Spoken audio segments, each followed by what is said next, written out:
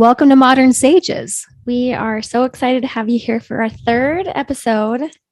And we have a really amazing and fun dynamic of a topic this week. We decided to talk about something a little controversial, but I wanted to talk about life force energy. I want to talk about the energy body, the activation of the energy body, and how this affects our gifts of spirit. But I also want to talk about sexual energy. I feel that sexuality and sexual energy is very misunderstood. And we're moving into a time where we're going to be utilizing a lot more of this life force energy in our energy bodies through this expansion and awakening process that we're going through. So that is what we're going to explore today.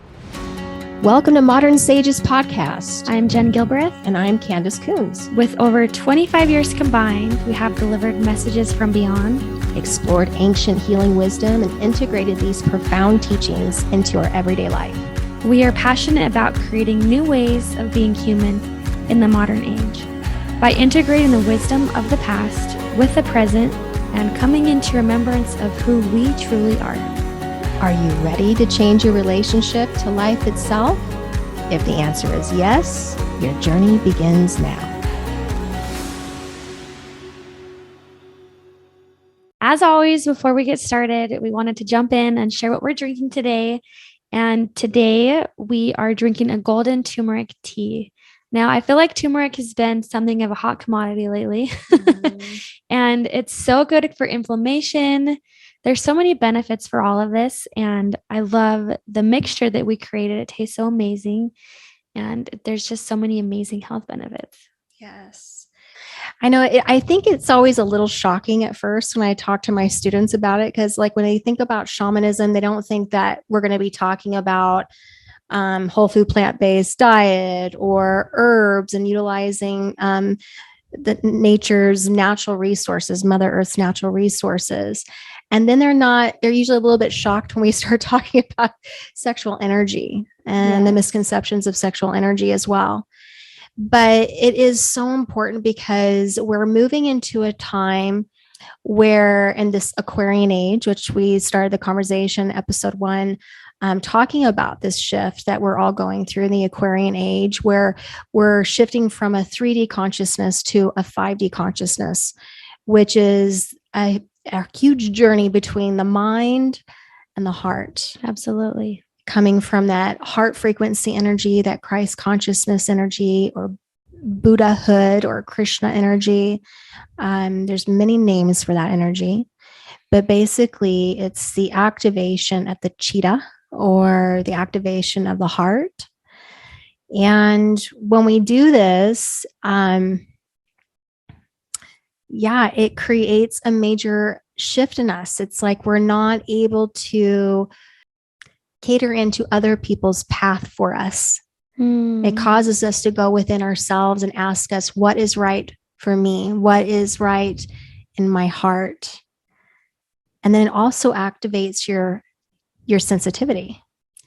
Absolutely. So, and you've noticed this with your path, because being a spirit medium and coming up, being brought up in a very religious background, where this it was a mixed bag. I mean, some people really accepted this gift and some people didn't. Same thing with me. Some people accepted my gifts and some people don't, that are very religious. Absolutely. But it's creating this kind of revolution within our religious framework, because people are like, what used to be okay isn't okay anymore, because people are finding this deeper connection to spirit, and they're knowing that they don't need to go outside of themselves to connect with the spirit. And they're also noticing that the veil is becoming thinner. Yeah, absolutely. I feel like going into that space is going back to like the life force energy and connecting that in. It almost seems like there's a lot of stuff here, but we are so connected to that life force energy, and it's all around us. And I remember you talking to me about it, like, well, if you think about this, like if you were to zoom in to this ring and the molecules within this ring, right? It's like you just dive in deeper and it's all this life force energy, regardless of what it is, there's this energy connected to it. Mm-hmm. And we have the ability to connect into that space to find what we're looking for or to find what we need. And going back into the religious context is like, we know that God or a higher power or, whoever it is that we look towards is full of this life force energy. And so we're not separated from it. Mm-mm. In fact, we're all one, we're all in that connection.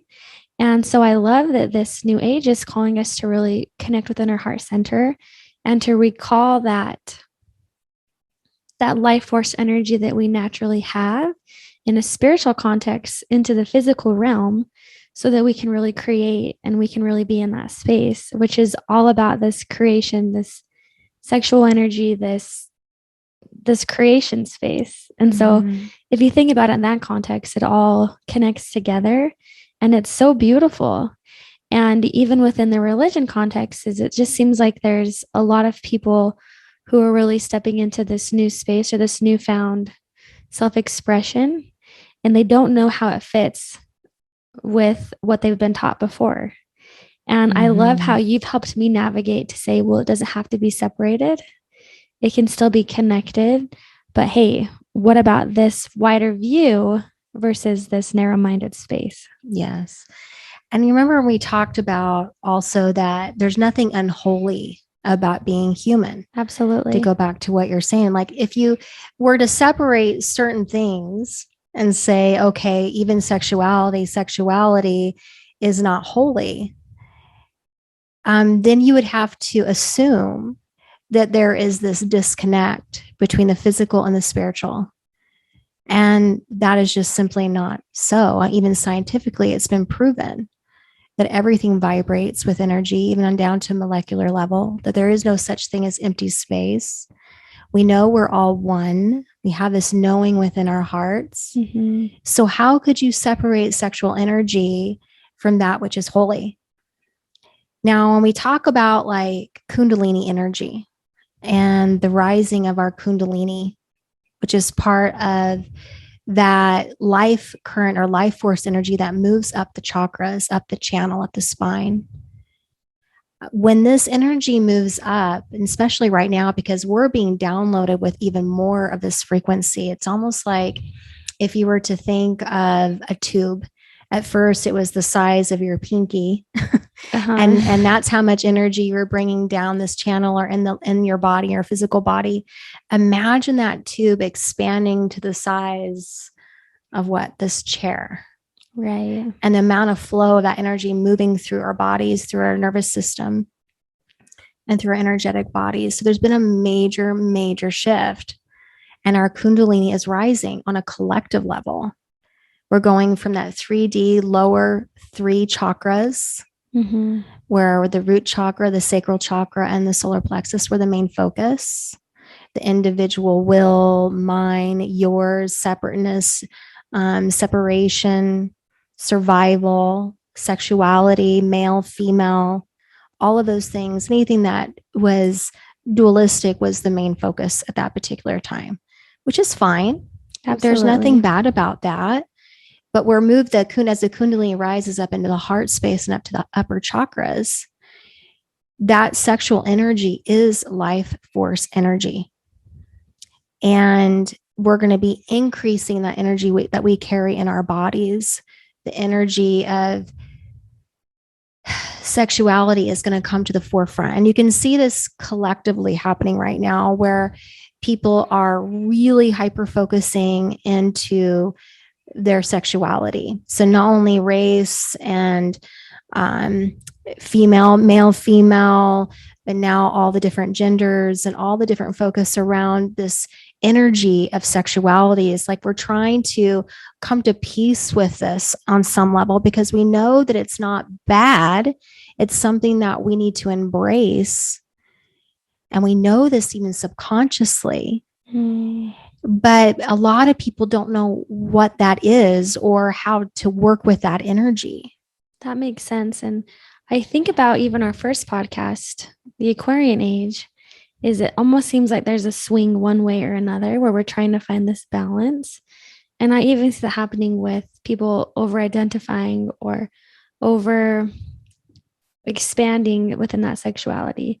And it's not bad or wrong, but it's almost like because it's been one way, it's like, well, this isn't working. Pendulum all the way. We got to go this way. And so it kind of goes back and forth. And so I think this is a beautiful time to talk about all of this because this is so heavily engrossed in all that we're doing in this whole energy, this whole collectiveness of 3D to 5D, bringing in that Christ consciousness, bringing in this space of the Aquarian age, that it's like so present in everybody's lives. And it's almost coming to make peace with it, but also learning how it can help you move forward in life versus be a hindrance, or you maybe hold on to something that's not serving you, and being able to really create with this new fluctuation of this energy that's coming out in a positive way instead of making it feel heavy or like you're bad or wrong or in a stuck unholy space. or dirty. Yes. Because we have to integrate this energy with our spirituality. Yes. And with the true essence of who we are, that energy that moves through all things. Yeah. And going into the four element, like the four dimensions of who we are physical, spiritual, emotional, and mental. And we are spiritual and physical. And it's okay to experience pleasure in your body, whether it's sexual or in creation space or running. But it's also, it's a holy part of who we are, that it's almost like, I feel like it's been a little bit more shamed in the past. And now it's like, let's move this forward. Let's clean it. Let's clean the slate. Let's move on. And so it can kind of feel a little bit messy once this energy is really flowing through us. Oh yeah. I mean, try to navigate what this means, you know, Yes. but the same, I love what you said when, you know, we pendulum, you know, it's like when things have been out of balance for a long time, we'll pendulum the other direction before we come back into a balance. But we need to be careful because it's another distraction. Oh, that's so true. You know, because when we keep identifying or trying to put ourselves and label us or put us into a certain place, it brings us or it takes us away from the truth of who we really are. And sexuality is life force energy. This is an energy that helps invigorate our bodies. It helps us with our creativity. It helps our bodies heal.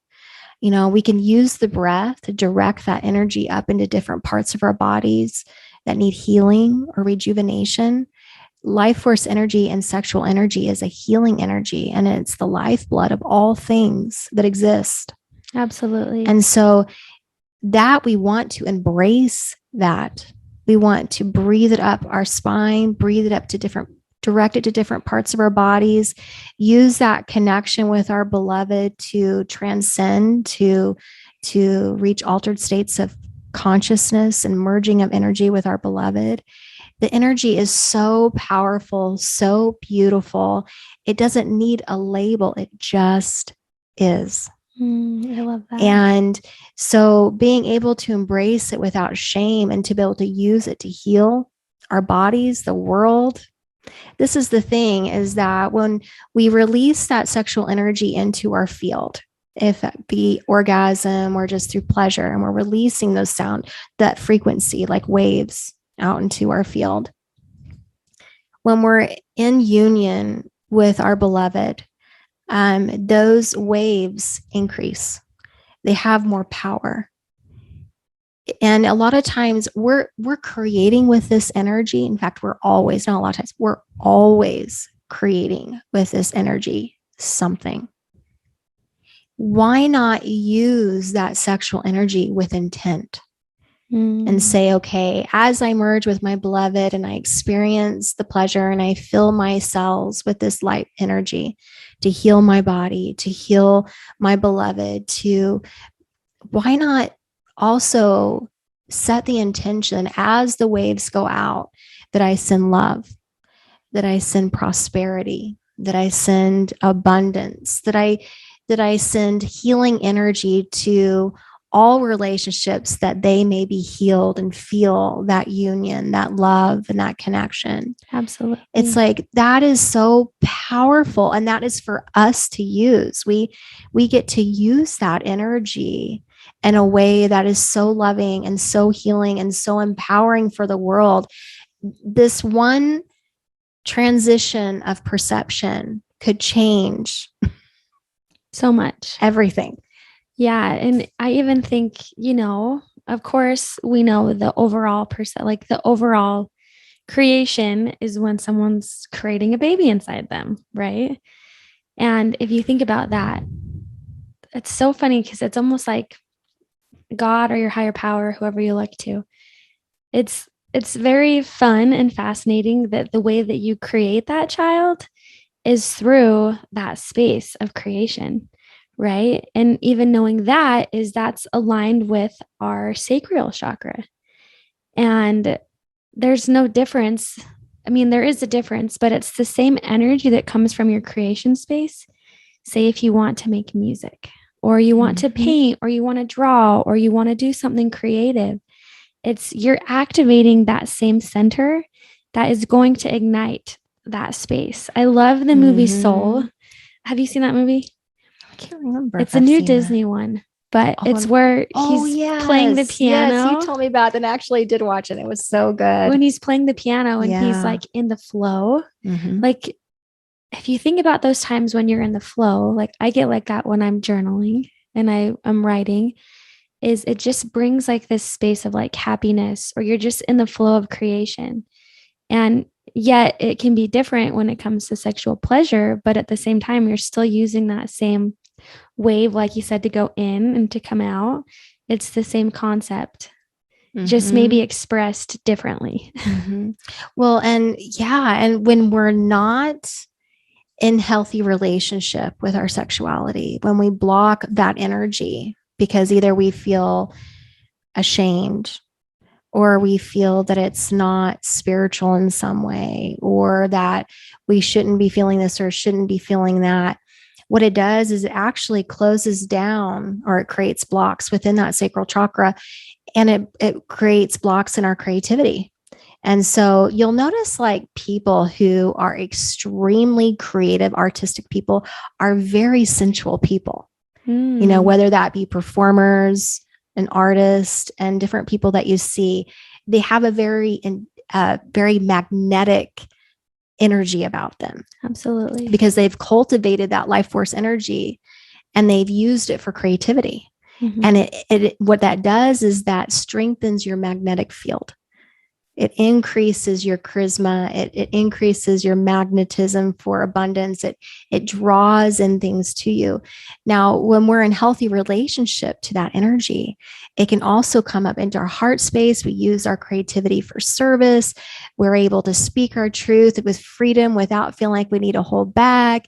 We're able to connect with spirit and receive messages that we can share with others. We start having visions about a greater purpose, about what our art form can do on a big collective level. You use that energy and you draw it up without blocks or holding it back or shaming it or pushing it down. That's how things are created. That's how things are brought into the world. Yeah. Is this energy. Well, and I remember when when we were working together, you brought this in as one of our calls, and you always touched back on this. But even though we all know we have this energy bubble around us, we have this auric field. And I remember you talking about when someone is out of balance, it's like their auric field is so small and it's so easy to get sick. It's easy to have different kinds of illnesses. All of those things, like your body shutting down, autoimmune things. And as you give yourself permission to strengthen that, or to experience that sexual energy, to experience that creation and pleasure, which fills your cup, right? It makes it stronger. It builds on your energy field. It makes it bigger and stronger and more resilient. So then you can accomplish more. And you think about what happens, like even doing Reiki, when we explored energy work. when someone's energy field has been depleted and it's small, it creates tears and holes as well, which makes you more susceptible to tag along energies. Yeah. Or energies like parasitic kind of energies that are here. Yes. Earthbound. And so, and what also weakens that field, besides imbalance of that energy, that sexual energy or creativity, what that ends up leading to also as well is anxiety and depression, which also weakens your immune system, makes you more susceptible to tag along energies. The other thing that also weakens that energetic system are drugs, like alcohol and hard drugs and things like that also weaken your energetic field. And when there have been energies that have crossed over because of overdose and they're not really aware that they've crossed over, or they are aware, but they're afraid to go to the light. Maybe they feel that they'll be punished in some way because of the way that they took their life or the way they lost their life. What they do is they tend to hang around individuals who are using those similar substances that they used before they left their body, and they latch on. They latch on to you energetically, and they drain your life force energy. And they're kind of getting the hit or getting that. Like they're getting a temporary high through you. So then almost keeps them closer to you. Makes you feel less. Yes. less full of life force energy. And it's kind of a disservice all around. It is. And that definitely is what and really happens. that's what we are so passionate, me and you, like we're so passionate about wanting people to live happier, more whole, healthier lives. Absolutely. And we are multidimensional beings. We can't just talk about fitness and diet and, basic therapy work or different things. We need to explore the energy field. We need to explore our perceptions, our beliefs, and also our understanding of who we are. Yeah, absolutely. Because, and really for us to be the healthiest, fullest expression of our divine self in form, we first and foremost need to remember who we really are. Absolutely. That we are the observer. We are not male or female. And that's a hard one for a lot of people to swallow, right? Because we're so identified with gender. We're so identified with our roles. We're so identified with our beliefs and our stories of our past, that this made me who I am. Yeah. Who is the I who is speaking? Who says this made me who I am? Who is the I? I would like to talk to that I. Right. Because I'm curious who is driving your ship. Is it your higher self, your true you, who you really are? Or is it this idea you have in your head of the I? Yeah. And a lot of times when we over-identify with anything, we're taking ourselves into the physical space and not remembering who we truly are, which when we take a step back, connect to our heart center, we're more aware of that, and it brings that more into our remembrance. Yeah. And if you are distracted, let's say, and you're not centered in your heart, then you're not aligned, right? You're not aligned you're not fully aligned with that life force energy. You're not fully aligned to your higher self and that remembrance of who you are. So it creates imbalances, and imbalances lead to suffering. They do. Yes. Physically, emotionally, mentally, and spiritually. Yeah. And it's easy for us to kind of get stuck in that space of the suffering or the suffrage and all that heaviness, when in truth, our ancestors, our guides on the other side, they always bring in information about us finding joy, us finding happiness, us daring to live life, because that's what we came here to do. Yes. But it can be easy to get stuck. And growing up in a stricter community, that energy was not really okay. Yeah, it was pushed down so much. Yes. That anytime experiencing any kind of pleasure growing up, it was like a bad thing.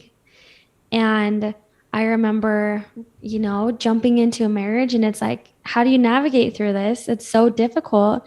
And I think that a lot of people experience that and they just don't talk about it. And I almost remember hearing this conversation with you and like feeling so aligned with it, but still feeling so torn. And so for those who are torn, like who are like maybe even a little triggered by this conversation, is like, we hear you and we see you and you're not alone, even though it can feel like so lonely at times. And I think that's the beauty of this life and of this journey, is that we're so much more, but we can still explore it and experience it. Absolutely. And it's not wrong. No. And it can be really hard to navigate through that. And so I'm curious to see your advice or what you would give someone who is really in that space of discovery or like not in a healthy relationship with it. Yeah, it's interesting because what happens when we suppress that energy? You get frustrated. Yeah. Yeah, definitely. You get frustrated and either we turn it off and we become disconnected, or it's almost like a building up of that energy and that guilt. And then that sexual energy is expressed in not the healthiest ways. Absolutely. Right? And that could be where addictions come in. And then we got the addictions, the pornography, the addictions, the impulsivity, because they want a release of this energy. It is energy. It has to be released somehow. Yeah. Instead of looking at it just differently. Yeah. It's like, wait a minute. First of all, you don't need to push it down. Like for one of the practices that I have, like for some people who are feeling that frustration, but they are still wanting to practice chastity. What I teach them how to do, I've done this with some teenagers where we do a meditation practice, a breathing exercise, and I have them visualize that energy is here. Okay. And it's kind of building up a reservoir of energy. Would that be in your sacral chakra? Yeah, your sacral. It's bottom 3. Okay. But what happens is as it rises up the root chakra, the sacral, and then into the solar plexus, it builds like this reservoir of energy, which makes you anxious, gives you anxiety, makes you frustrated. It feeds into depression and anxiety, shame. Yeah. You'll battle self-worth issues when you have a reservoir of this energy in your solar plexus. And you can see this happening again and again and again because of these ideas and beliefs of what that is, that energy. What is that? And I gotta control. Wrong. It's wrong. It's naughty. It's temptation. It's naughty. Yeah. It's unholy. And so what I'll do with them is I'll say, okay, now what I want you to visualize is using the in-breath and drawing this energy up into your heart and exhaling it out of your heart space. And at first they'll be like,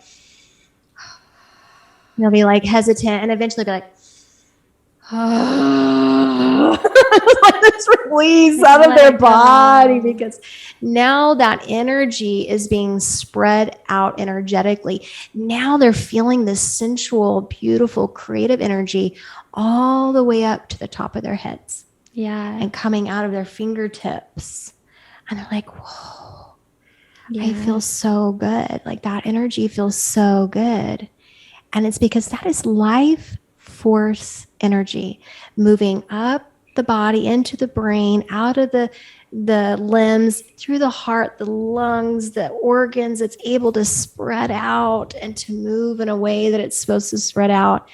And then they start laughing and giggling and be playful, and they want to be creative and maybe draw or dance or sing. I love it. It's like, we don't want to suppress it. We want to bring it up, like breathe it up. The other thing that I've seen when people are coming across this issue is complete suppression to the point of becoming numb, not feeling anything. Yeah, it can. Yeah, a lot of people want to just shut it off because maybe they have a lot of shame connected to maybe a childhood thing or something where all of a sudden it's like, I can't express it at all or feel any of it. I'm just done. And then it creates this numbness, this almost like this sadness or this negative expression is something that can be so beautiful. Yeah, because that sacral chakra that is also so part of that cultivation of the sexual energy is also our creative energy, but it's also our emotional self. It's the emotions. It's that which provides pleasure to fill our cup, to rejuvenate us. Think about water going into a cup, right? And so when we suppress that and we don't give ourselves permission to use that energy and it's spilled out, we feel that there is this indifference or this numbing. It's very frustrating because it's not like you can go over and just turn the light switch on. Now it's time. Yeah. And now it's not. Now it's time. Now it's not. That's not the way life force energy works. It's in all things all the time. Even if you don't feel it, it's still there. And I would really recommend first working with people with shifting their perception of what sexual energy is first. It's kind of like a healing in itself. Yeah. Because, and I'm sure it's also a generational healing issue. It's usually not just that person. It's usually a multi-generational issue of either suppression or acting out in ways that are inappropriate, or the suppression of that energy, and then all of a sudden explosion. It's like that pendulum that we were talking about before. It's like either this way or that way. And it's because of what we believe that is. Okay. So I think that is the first step, is just shifting the beliefs or shifting the story. Absolutely. And then start visualizing this energy rising in your root chakra. And it's like a warm fire just igniting your belly and igniting your stomach and your heart and igniting your mind. And knowing that what's so amazing about a heart-centered life, the core of a heart-centered life, is this connection, right? It's this opportunity to understand that you are in relationship to all things. You're not just in relationship to your beloved, but you're in relationship to life itself, to yourself, to your creator, to all living things. So the sexual act with your beloved is an opportunity of deeper connection, of deeper communication and understanding, because communication is not just words. Yeah. It is a feeling, and being in that intuitive space where you're really dropping into the feeling space. It's a way for you to feel into the energy of your beloved and to feel into where they're at, ways that you can support them and love them. And so it's such a beautiful, beautiful opportunity. And you don't have to have that in order to feel that union or connection with someone. But if that energy is activated, and this is a big one too, right? What if the energy is activated around someone you shouldn't be feeling that energy activated? This shouldn't be feeling that energy activated. I don't know. Right? Yeah. There are a ton of ideas around this. Yeah. Like, oh, you got to block that off. It's either appropriate or inappropriate, right? Yeah. And then what if it's the same sex? What if it's this or what if it's that, right? And then you've got all of this energy, weird energy block. It's like all of this over-identifying. Over. Labels, yes, no. What if this? Yeah. What if you felt an activation and you took a deep breath and you visualized that energy being drawn up the channel, and you breathe it out and you just say, thank you. It doesn't mean you need to go hop in bed with someone. Yeah. Why not use it? Yeah, absolutely. And I think that's also like having that intimacy with someone else. And also, I love how you're saying it's all around you. It's this life force energy that you have this space to create in. And so just as important it is to have that connection with your beloved, it's so important to have that connection to yourself as well. Yes. And not making yourself wrong for every little thing. And, you know, it's been such a journey for me, just with all the patterning and the stories that I've had in my life and generational things, that it's definitely taking time And it's always a journey, but it's something that's worth experiencing because that's part of why we're here. We're here to experience the joy. Yes. And it may look differently at times, and there's seasons for things, and that's okay too. But it's, what are you committed to? What are you committed to having in your life force energy? Mm-hmm. Do you want to have a flow of things? Do you want to feel stagnant? Do you want to feel stuck? And it's just being committed today. Yes. Each day to choose that. And, don't get me wrong. I believe that we should be cautious. Absolutely. About who we merge our energies with. Yes. You always talk about this too. This is perfect. Because this affects you on all levels. You take on an imprint of that individual. So this is not about sexual revolution in the sense of going out and just being with however many people. I'm sexual is beauty, and that's life force energy, and I'm cultivating this life force energy. Caution. Yes. I'm not saying that. I'm saying that use that energy, breathe that energy of the chakras, use as a way to create. Be aware of the individuals you are merging your energy with, because you're sharing an energetic template with them. You're affected by their energetic frequency. Interesting. Also, too, when the life force energy moves up the channel, you want to have a heart-to-heart connection with your beloved. Mm-hmm. Because that causes that energy to rise up the channels and to release out the upper chakras, which draws upon higher frequency manifestations. That's back the healing to you. Energy. Yes, that is what draws those healing energies back to your life, those things that are heart-centered. Absolutely. Into your life. If you don't have a heart connection, the energy will shoot back down the channel and it will exit. And because that life force energy has a power to release blocks. So what it'll do is it'll release blocks or shadows in the lower chakras, like the survival chakra, the shadow manifestations of the root chakra, the shadow manifestations of the solar plexus and the sacral chakra. And it's not the universe is punishing you. It's releasing that out into your field to come back to you and say, are you ready to shift this? Are you ready to retrieve the wisdom diamonds from this experience so you can transmute this energy and release it permanently? Yeah. And so it's not punishing you, but this is what people are doing unconsciously all the time when they're just randomly being with someone that they don't have this heart-to-heart connection with. And so that is that, I may be perceived as conservative coming from that point of view, but I'm just talking from an energetic point of view. Yeah. That you're kind of you are playing with fire, but you are playing with fire a little bit here. It's like you want to make sure that you are intentional about those sexual mergings and connections. Using sexual energy to rise it up, no matter how it's activated. Let's say someone is in your field and you're like, ooh, this is and for whatever reason, I'm attracted to this individual. I'm feeling this sexual energy.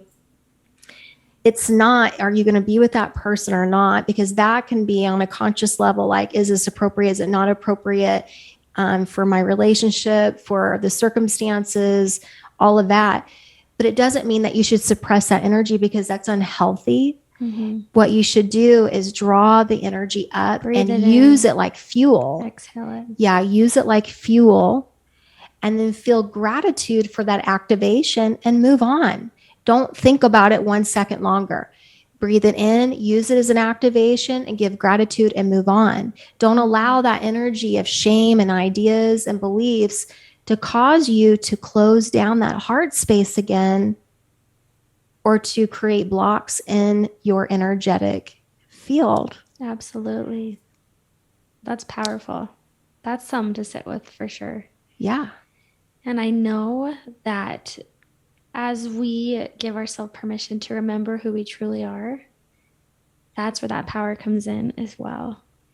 And you brought a few books that you have recommendations for those who were wanting to learn more or seek more or dive in deeper with mm-hmm. all of this as well. Mm-hmm. Do you want to maybe talk about a couple of the books that you feel? Yeah. So the books that I brought today really they kind of go into two areas of focus. Either they're talking about your energetic field and the mechanics of that. And in a sense, when I think about who we truly are, My perception of who we truly are is even beyond this energetic field. I kind of look at the energetic body, the chakras, the meridians, the body, the mind, the emotions as one vehicle. It's kind of like it's one human vehicle all in itself. We are the observer coming into that vehicle to have this experience, but we're eternal and we're perfect as we are. But when you enter this vehicle, there is a veil of forgetfulness where you are supposed to forget for a period of time. Absolutely. Until you come back into remembrance. That's part of the hero's journey, right? But so anyway, the recommendations I have either touch upon that, where they talk about the energetic system, the chakras and the energetic fields that go around it. And most people are aware of the 7 chakras, especially probably our audience, is aware of the 7 chakras. But of course, there are many, many other chakras, numerous chakras outside of that as well. This vehicle is much bigger than what you think it is. Yeah. But the other books that I had really go into sexual energy or tantric energy. So a lot of people who have studied Tantra will be familiar with these concepts because they talk about how to use sexual energy for self-realization or enlightenment, how to come into your awareness of who you truly are through this path. There's a whole path that goes just with that, with Tantra. Yeah. And some of it is meditation and breathing exercises, and some of it is union, some of it's not with another. But it is a very dynamic, powerful spiritual yogic path. There's some other books that I brought with me were written by shamans and working with other shamans with this sexual energy and how to utilize this energy for healing and manifestation. So very powerful books. I did also bring one more, which brings a big twist. It's called The Gospel of Mary Magdalene. Oh. And this was one of my favorites, but this goes into supposedly the relationship between Yeshua and Mary Magdalene, or Jesus and Mary Magdalene, and how they used this energy to build Yeshua's ka body or chi body in order to strengthen him for his spiritual purpose in this world. Oh, that's interesting. It's a very fascinating book. I would highly recommend it. It's written with so much love. It's controversial. I know it, but it was really, really an awesome book to really open my mind about why do we say that this is bad? Why is there so much shame around this? So we're going to add them into our show notes, maybe with a link where if you're interested in one or the other, you can order it there, or we'll also talk about it on our Instagram account as well, the books and recommendations that kind of go along with this. And this is just in giving us a little more reference or a little more kind of like permission or space to go in stepping into this beautiful gift of life that we've been given in a way that kind of can help us find a channel or direct us into something that makes us feel a little bit more connected. Yes, absolutely. I mean, this is an area that needs to be healed and shifted on a collective level for us to fully embrace our multidimensional self. It's like this is kind of a roadblock in essence. So by having this conversation, I just hope that it opens up the perceptions or the ideas, and that everyone check in with their own heart with this energy. Maybe try this, try this angle at home and see by using this energy for good, for healing of your body, healing of your relationships, or drawing abundance and beauty into your life, like using this energy with intent. Absolutely. And see how it affects your life. Don't take my word for it. Yeah, it's definitely been an amazing experience and an amazing lesson to learn that there's nothing unholy about being human. Yeah. And I think that goes back into us discovering and jumping back into our heart space in the Aquarian age, because we're all about heart-centered living. It's all about stepping into that space. And this creation energy is just one facility in which we can drive that space. But it's a big one. And it's something that is coming to a lot of awareness to be changed, to be healed, and to be moved through. And so, a lot of people find different ways of moving through that, whether it's through working with I had found so much working with you. And a lot of people go to therapists, or maybe they'll do generational healing or hypnosis or different kinds of ways to kind of step into that. But when we know that nothing is wrong with us, that's part of being human. And maybe we might feel like we have a little too much of that.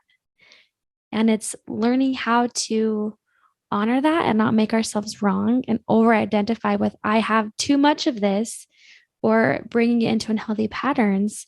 It's really learning to use it and to navigate through that with that energy, not through, because it's not a negative thing. We can move with that energy.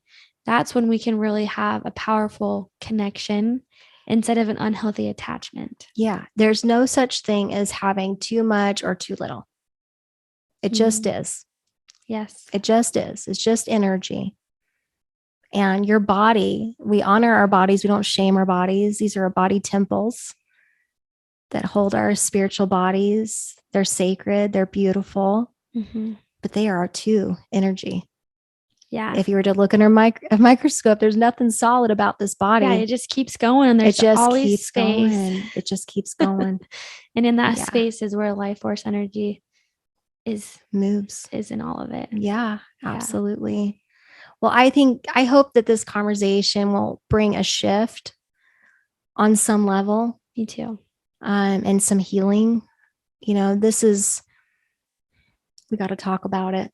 We've got to move past this. We've got to embrace this. And it's not about if it's bad or good, or it's just energy. It's how you use that energy that really matters at the end of the day. Absolutely. So I just hope that our audience, of course, thinks about all this and also uses that energy with loving intent and help us heal the planet that we're living on and move on to this next stage. Yeah. And it can be fun and exciting and adventurous and open. It doesn't have to feel heavy. Exactly. And so I think it's, as we step back into remembering that, it almost gives us freedom to look at it in a way of light instead of a way of heaviness. Breathe it in and just draw it in, just draw it up. And that's the beauty of all of this. Yeah. So once again, we'll leave these books recommendations in our show notes.